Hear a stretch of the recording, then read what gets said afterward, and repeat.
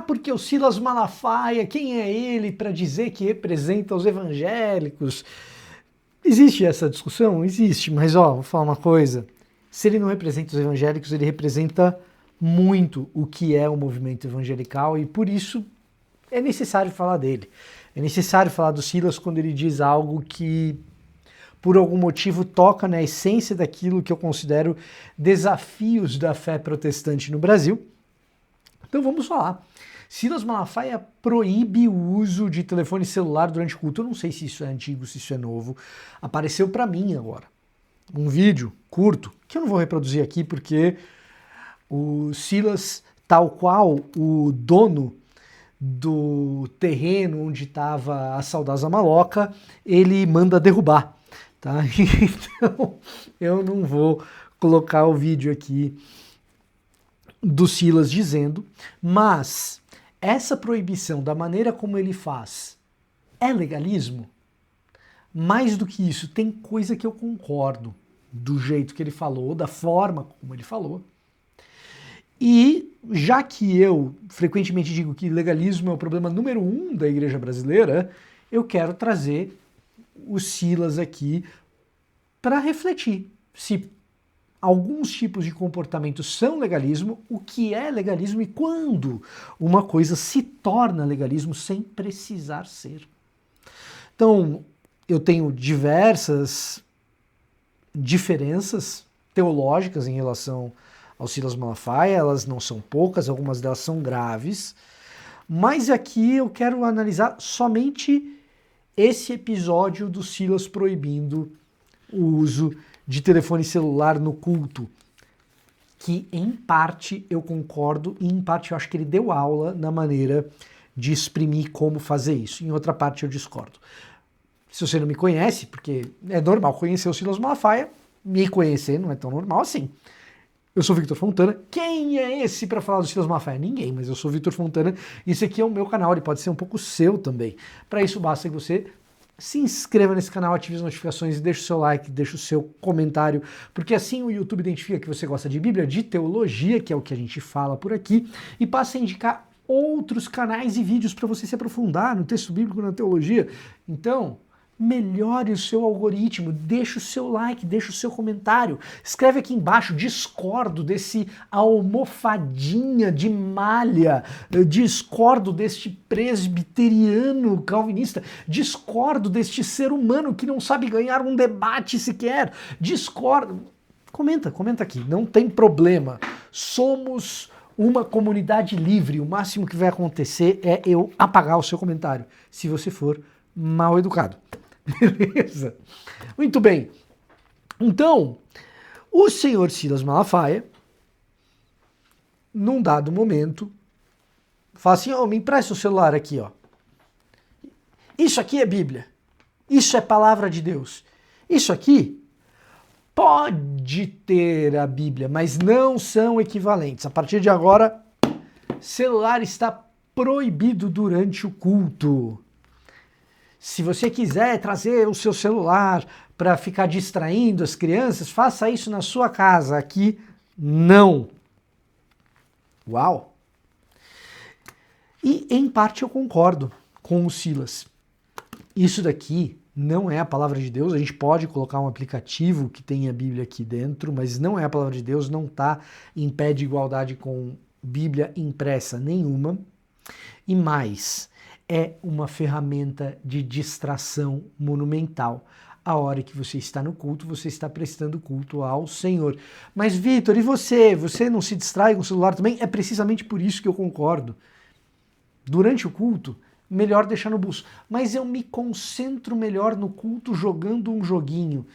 Cara, tenta não atrapalhar ninguém, vai lá pro fundo e tal, mas o pastor está no direito dele de, assim como num cinema, assim como num teatro, num ambiente de culto onde se espera que a reverência e o respeito seja maior do que num cinema, por exemplo, o pastor está no direito dele de dizer, desliguem os seus celulares, silenciem os seus celulares, não consultem os seus celulares enquanto o culto está rolando. Guardem na bolsa, no bolso de vocês, silenciosamente, para que não seja importunado com o celular tocando. Ponto. Acho que o Silas nisso vai muito bem, inclusive quando ele evoca a questão da distração das crianças, porque dar celular para criança é um problema. E existem inúmeros estudos que mostram que é um problema para o desenvolvimento da criança. Então, de um lado você tem o culto, a reverência, etc., o que é legítimo e válido trazer à tona, afinal de contas você está prestando culto a Deus, e aí de repente você está recebendo uma notificação aqui, deixa eu ver quem me mandou mensagem, blá, blá. E a coisa foi, eu já me distraí assim muitas vezes durante o culto. Isso é uma coisa que é válida, a informar, vai proibir, que autoritarismo e tal. É discutível, mas eu acho que o pastor está no direito dele. Segundo ponto, cara, o celular atrapalha. Ontem eu postei um vídeo sobre coisas que te afastam da Bíblia. As distrações, o celular, a injeção de dopamina que o celular provoca por meio das redes sociais, os vídeos curtos, os likes de alguma coisa que você postou, as notificações de uma mensagem que chegou, cara, é distração atrás de distração, e para criança, cara, para criança é muito ruim para o desenvolvimento dela. Então, eu diria, nem na sua casa, limite o acesso que uma criança tem ao celular e monitore o acesso dos adolescentes, cara. Isso é vital, é fundamental. Vitor, mas isso não é legalismo? Vamos chegar lá, mas não sem antes apontar um golaço do Silas Malafaia quando ele comunica isso daqui. Tem uma hora que ele chega e fala assim, e olha, não vai ter diácono para fiscalizar isso não.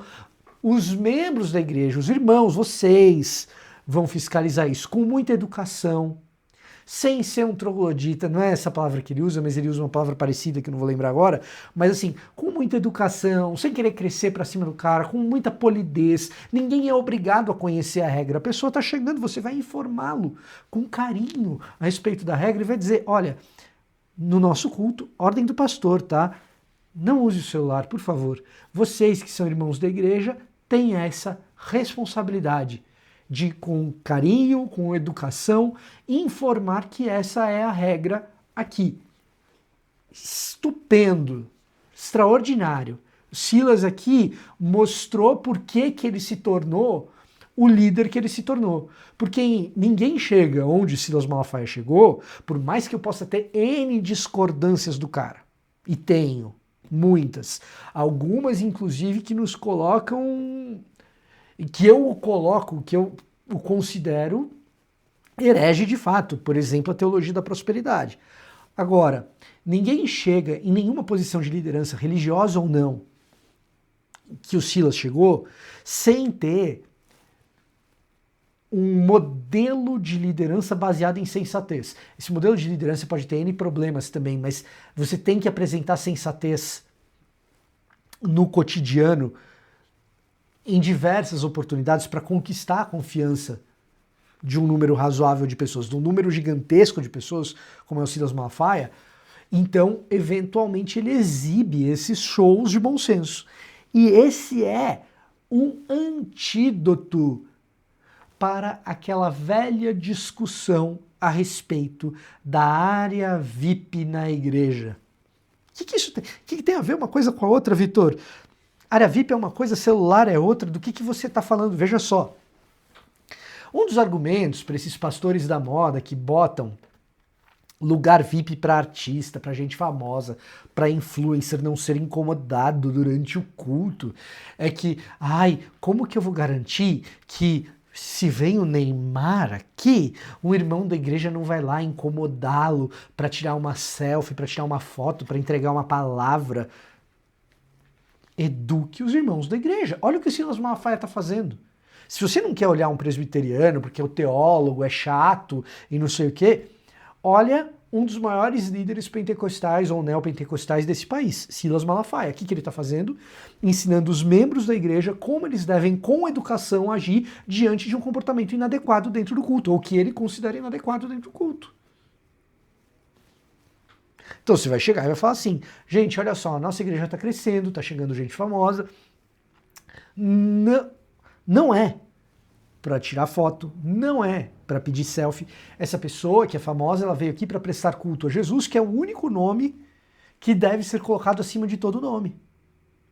E quem vai fiscalizar isso não é o diácono, são os próprios membros da igreja. Se você vir alguém pedindo para tirar selfie com um famoso prejudicando o culto, você que é membro da igreja pode chegar com educação e falar para ele: ordem do pastor, não é para fazer isso. Entregar a palavra, tirar selfie, o que for. Os próprios membros podem fazer isso. Olha, quando Silas... E aí vem o ponto, né? Quando a gente precisa recorrer ao Silas Malafaia para ensinar como se deveria portar o pessoal neopentecostalete que está por aí, mas é isso, eu não tenho problema nenhum, vamos de Silas. Se é o Silas Malafaia que vai funcionar, vamos de Silas Malafaia. Porque aqui ele deu aula. É assim mesmo. Com educação, com carinho, a pessoa está chegando, ela não tem obrigação de saber, você vai e fala para ela, ó, aqui na nossa comunidade não é assim que se faz. E é a orientação do pastor e tal. Por favor, eu gostaria que você respeitasse as nossas regras, você não tem obrigação de saber, com muito carinho eu estou te informando. Aí se a pessoa insistir, bom, se a pessoa insistir, aí você vai ter o uso do diácono e tal, mas aí também a pessoa está sendo muito inconveniente. Percebe? É uma questão de bom senso. Nada mais do que bom senso. Quando que isso vira legalismo? Porque até aqui são regras de convívio dentro de um espaço comunitário e de prestação de culto ao Senhor. Isso é um pastor zelando pela ordem num culto que tem que ser racional. Isso que é bíblico, gente. Fazei tudo com ordem e decência. Vosso culto racional. Cara, isso daqui é o exercício pastoral da disciplina da ordem e da reverência num culto solene. Super aceitável. Quando que isso vira legalismo? Porque pode virar. E efetivamente no discurso do Silas Malafaia, do vídeo que eu vi, se torna legalismo. Ele prossegue e diz assim: quer continuar usando? Usa. O inferno está lotado de desobedientes. Ah, rapaz, aí a coisa complicou. Quer continuar usando? Quer me desobedecer? Desobedeça.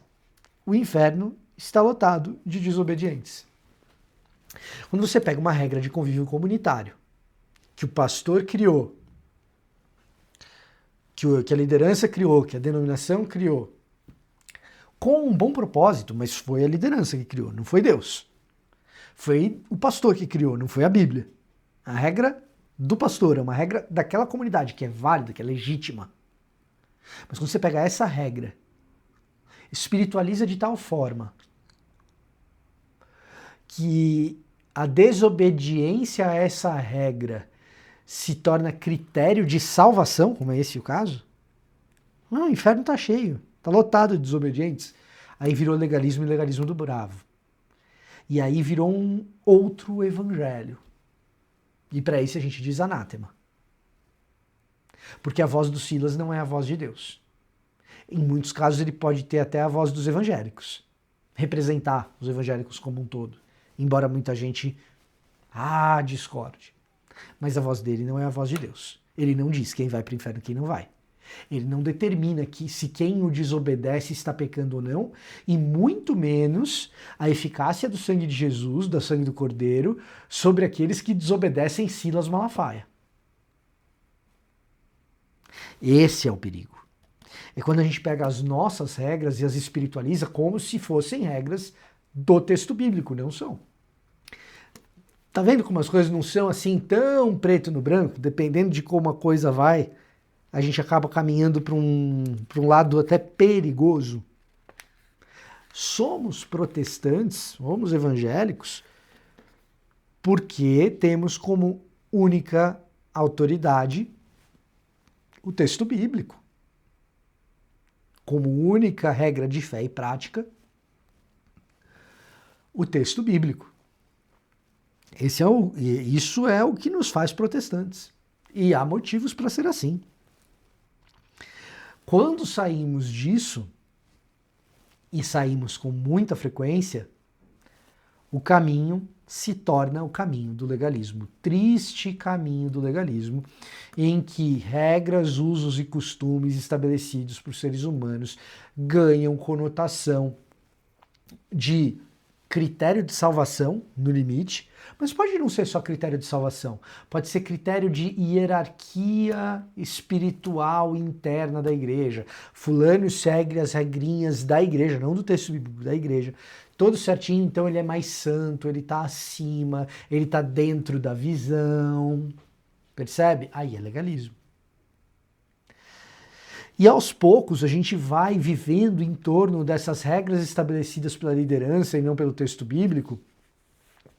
E o que passa a nos definir já não é mais o Evangelho de Jesus Cristo e o seu discipulado, mas as regras da nossa comunidade ou a cultura evangélica. E de repente a gente passa a defender não mais o Evangelho e a proclamar não mais o Evangelho e a mensagem de Jesus Cristo, mas a gente passa a ser defensor da cultura evangélica, como acontece muito por aí. E mais, a gente começa a viver uma vida pesada, ao contrário daquilo que Jesus sugere ou afirma, de que o fardo é leve, de que o jugo é suave.